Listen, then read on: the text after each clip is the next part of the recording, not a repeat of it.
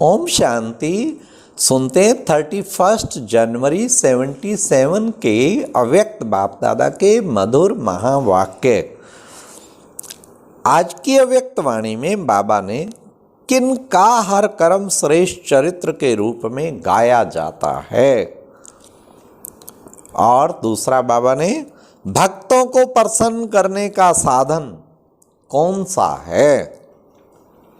Thirdly प्यारे बाबा ने बाप दादा को किन पर तरस आता है, और चौथा लाइट का क्राउन कौन सी धारणा के आधार पर स्पष्ट नजर आता जाता है।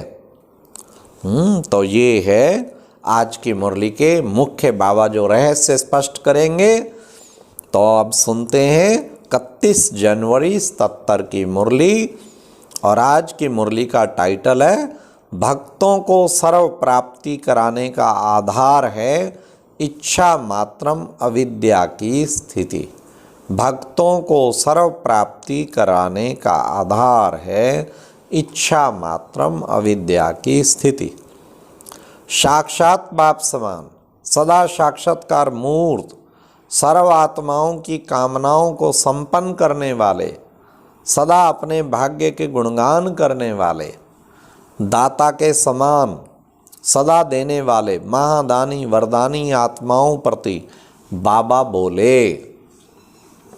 अपने को हाईएस्ट अथॉरिटी समझते हो, अपनी प्योरिटी की पर्सनैलिटी को जानते हो, अपनी अविनाशी प्रॉपर्टी को बाप द्वारा प्राप्त कर संपन्न अनुभव करते हो।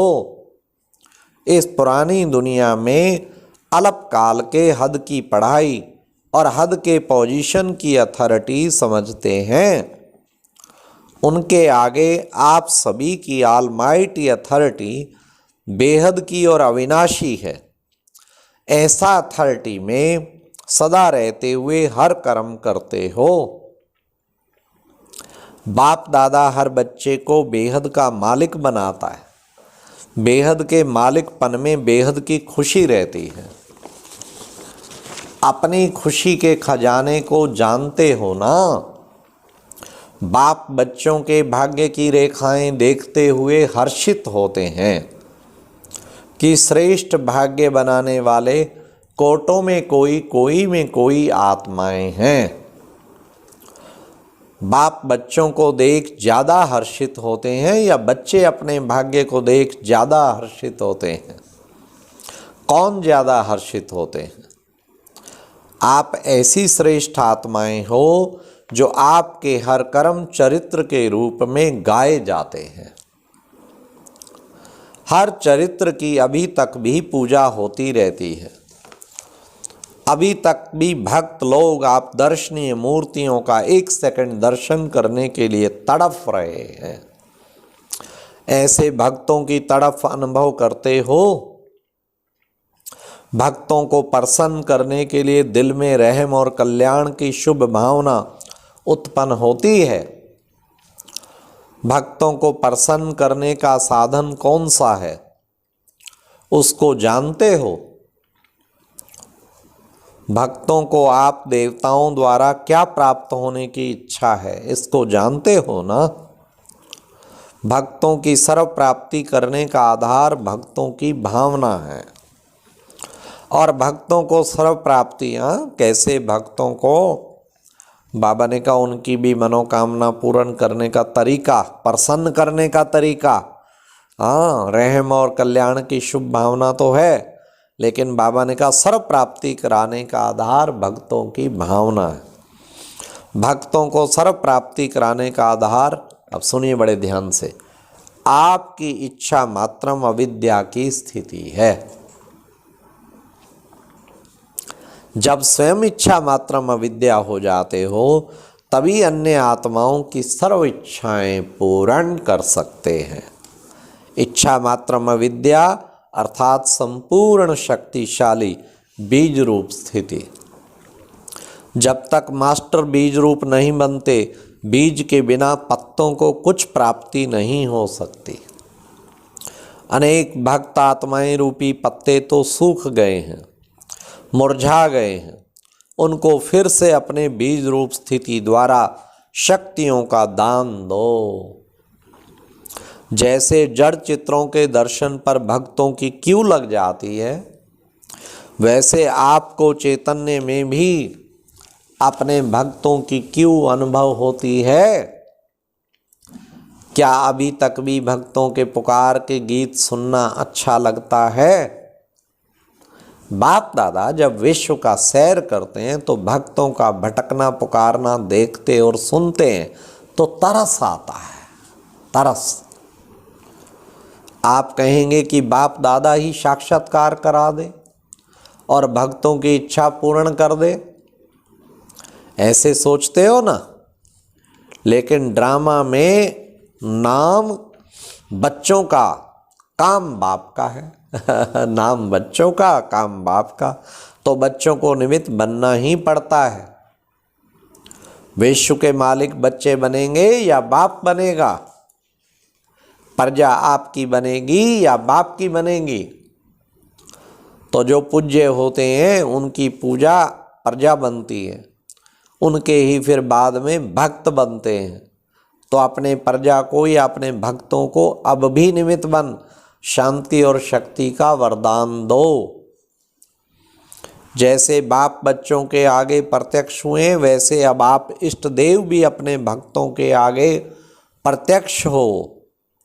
देवता व देवी अर्थात देने वाले, तो विधाता के बच्चे विधाता बनो।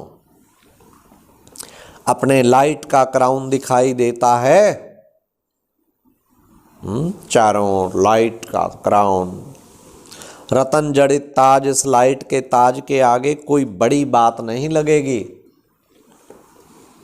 जितना जितना संकल्प बोल और कर्म में प्योरिटी को धारण करते जाते हैं, उतना ये लाइट का क्राउन स्पष्ट होता जाएगा अपनी पवित्रता की शक्ति के आधार पे। बाप दादा भी सभी बच्चों को नंबरवार क्राउन देखते हैं। जैसे भविष्य में राज्य के ताज भी नंबरवार होंगे, वैसे यहाँ भी नंबरवार हैं। तो अपने नंबर जानते हो? छोटा ताज है या बड़ा ताज?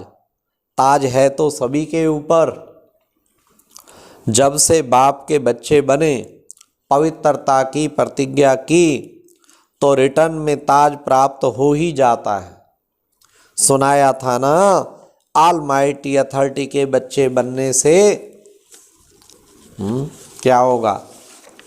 अलौकिक जन्म होते ही ताज, तख्त और तिलक जन्म सिद्ध अधिकार के रूप में प्राप्त होता है। ऐसे अपने भाग्य के चमकते हुए तारे को देखते हो? हाँ, क्या देखना है? मेरे भाग्य का सितारा गगन में चमक रहा है। क्या क्या बाबा ने मुझे भाग्य दिए हैं, वो अगर स्मृति में रखें तो इतनी खुशी रहेगी, नशा चढ़ेगी। वाह, बाबा ने ये कितना बड़ा भाग्य दिया, ये कितना बड़ा भाग्य दिया। बहुत सारे भाग्य हैं, स्मृति में लाओ, लिस्ट बनाओ। पवित्र जीवन दिया, कितना बड़ा भाग्य। और क्या दिया?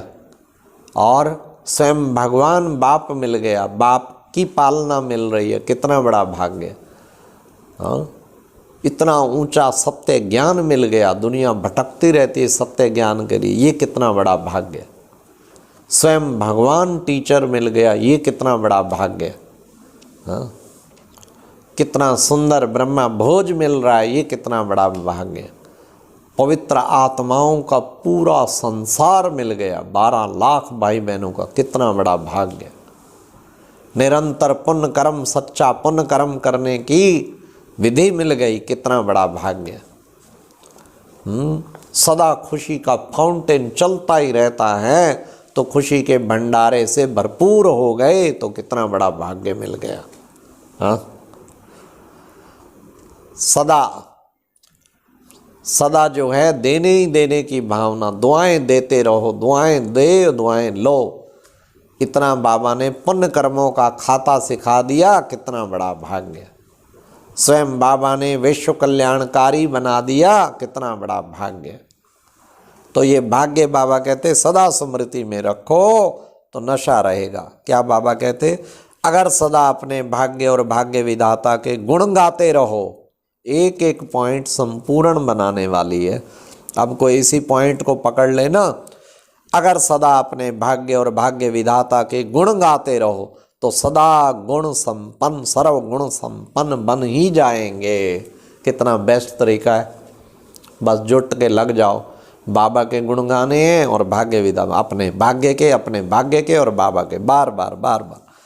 अपनी कमजोरियों के गुण नहीं गाओ, क्या करूं अभी भी मेरा ऐसा ही पार्ट है, मैं तो हूँ ही ऐसा, कितना योग लगाया मेरा संस्कार बदलता ही नहीं है, ये है कमजोरियों के गुण गाना। अपनी कमजोरियों के गुण नहीं गाओ, भाग्य के गुण गाते रहो, प्रश्न से पार हो, प्रसन्न चित्त हो जाओ। वाह बाबा, कितना बड़ा फिलॉसफर, ऐसे शब्द से शब्द मिला देता है, कमाल है। प्रश्न से पार हो, प्रसन्न चित्त हो जाओ। जब तक खुद के प्रति कोई ना कोई प्रश्न है, कैसे करें, क्या करें, तब तक दूसरों को प्रसन्न नहीं कर सकेंगे।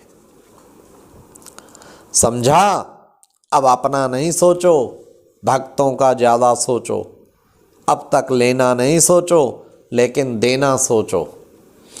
कोई भी इच्छाएं अपने प्रति ना रखो, लेकिन अन्य आत्माओं की इच्छाएं पूर्ण करने का सोचो, तो स्वयं स्वतः ही संपन्न बन जाएंगे।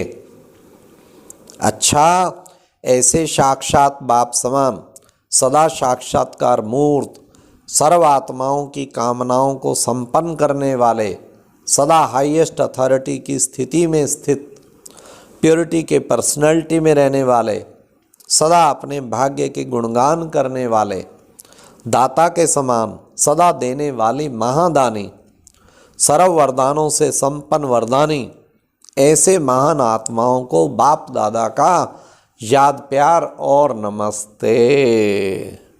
हाँ, कितना सुंदर प्यारे बाबा ने आज हम बच्चों को कहा, सदा अपने भाग्य के और भाग्य विधाता के गुण गाते रहो तो सर्व गुण संपन्न बन जाएंगे।